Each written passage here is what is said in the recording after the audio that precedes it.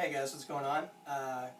We're doing the podcast a little different tonight. It's a bit of a cooking show. And the reason being is yesterday in my Beer Lovers Christmas I talked about making butterbeer, and I had a big response to that. I also didn't bother to make plans this week for the podcast, so I had to do something, and I decided, hey, why don't I make you guys some butterbeer on camera? It's a really easy recipe. It deals with some more kind of complicated cooking things, but it's super easy, you'll see. It's really a no-brainer. So the first thing we're going to do to make butterbeer, we've already got some sort of warmed up here, but we're going to take a pot, and we're going to take a beer. In this case today, we're using Cannery Brewing Squire Scotch Ale. I had a whole conversation going with some people, and I think Scotch Ale is going to be the thing that we want to do this. It's not got a lot of hops, and in the traditional recipe it wouldn't have had a lot of hops. Tudor, England, still didn't use hops mainly in brewing. It was in other parts of Europe, but not in England. Now we want to heat this up, but we don't want it to come to a boil. So I've set my stove to 4, which is like 4 out of 10. You know your stove best. Mine's electric. God forbid you've got that too. Basically, we just want this to be somewhere around maybe 160 or so degrees Fahrenheit. If you've got a thermometer, that'll help. So we're just going to leave the heat under there for a couple minutes. We're going to let it steam up a little bit. The next thing we're going to do, and by the way, that's about a pint of beer. The good news is in a 650 ml bottle like this, it means there's some left. And if the urban peasant taught me anything, it's you should always drink with what you're cooking with. The next thing we're going to do is we've got 2 egg yolks here, and we've got 40 grams of sugar. We're going to mix those together. So I'm going to put that in, and I'm going to grab my trusty whisk here, break the yolks, and you see when you mix it, it kind of gets a sludgy kind of appearance, and you see how bright yellow that is. What we want to actually do is whip that until it's a light colored yellow. We're introducing air, and that's going to help a lot when it comes time to temper the eggs. It's pretty important. And that's what I was saying. This is sort of technical cooking. People get scared when you talk about tempering eggs and whipping the yolks and stuff. But you can see already it's going a lighter color of yellow. And that's because we're introducing air. It's making it sort of white color. It's sort of foamy. We're going to do that a little bit more.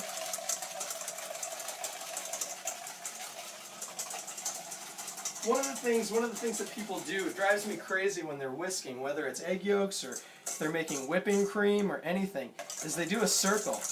They're just really whipping stuff around.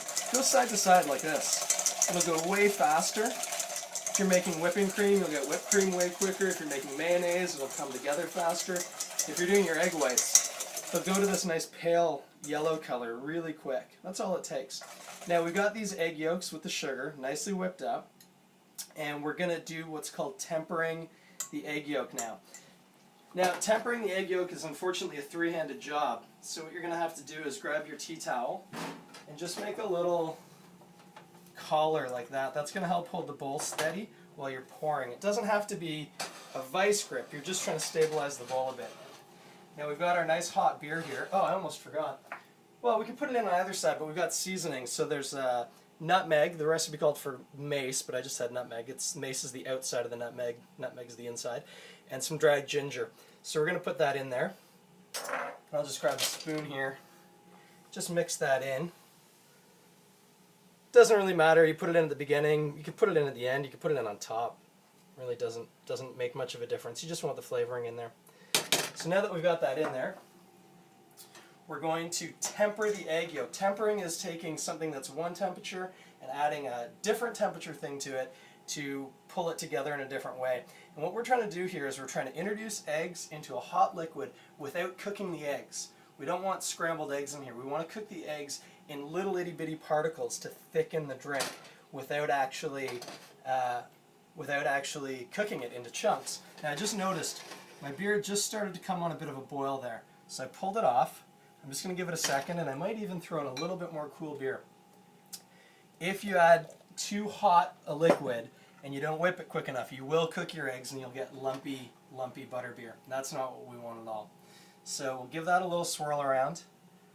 It's amazing how quickly this will come down in temperature. This is already probably below 200 degrees Fahrenheit now. Now, really slowly, you're going to tilt, and as soon as it starts pouring, you want to start mixing it in with the eggs. You can't go too slow here. The only thing you can do is go too fast. So just take your time. as you're tempering it, the eggs are going to come up in temperature a bit. And at a certain point, you'll be able to speed up a little bit more. But you'll notice, the eggs are still smooth, right? There's no lumps in there. I'm not making scrambled eggs in my drink. It's going to be a nice, smooth drink. Thick, gooey, I don't know, call it what you will. The point is, we're not cooking the eggs solid. We're cooking them as a liquid. Now, we're there, we can speed up a bit. As long as we keep it moving, everything should be nice and easy. And when you get to a certain point, you can stop, put your beer back, make sure everyone's still happy, and then we can add it back into the pot in much the same way we added it to the bowl.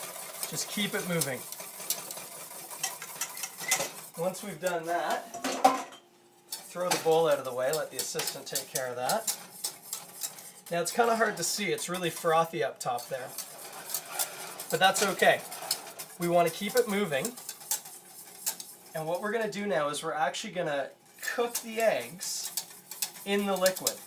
We're going to make a thick, runny egg liquid drink. It sounds kind of gross, but it's basically what eggnog is. In eggnog you would do effectively the same thing, but instead of using beer, you would be using milk. So again, really, really low temperature. I've got it down to 3 now. This is another one of those things. The only thing you could do is do it too fast. If you do it too slow, you'll just be here longer, and that's not the end of the world. Now, a neat thing is going to happen. You'll see, well, I don't know if you'll see on camera so well, but the foam is starting to drop, and the way the liquid's moving in the pot is starting to slow down. It is actually thickening because these little itty-bitty proteins of egg are cooking in like microscopic size, and they're thickening up. Now, if we get back our spoon here, we might be able to see. You can see the color a little bit in there. It's sort of a, I don't know, caramelly brown, maybe? Maybe not quite caramelly. But we can move to the spoon now. And we're going to pour, or not pour it, we aren't pouring it yet. We're just going to keep on slowly cooking it. You can see steam coming off it maybe. I don't know if the camera's catching it or not. But that's what we want. Not boiling, just nice and hot, steaming. And you can even hear, I don't know if you'll hear this or not. It's kind of hard to probably hear. It gets a very hollow kind of sound to it because there's so much air and thickness caught in that liquid. So it works as a dampener. We're pretty much there. This is basically, if you've ever made custard or ice cream, which is based on custard, like making a custard, we're just making a pretty loose custard that we're going to end up drinking. Now we've got our beer in there, we've got our eggs, we've got our seasoning. We're going to take our glass that I'm going to serve it in, which is this nice old traditional English style dimple glass they call it. And we're going to hope the glass doesn't explode when we pour hot liquid into it. It shouldn't.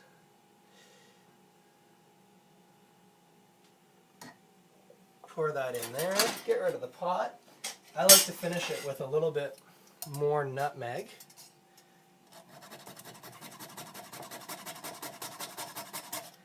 Just on top.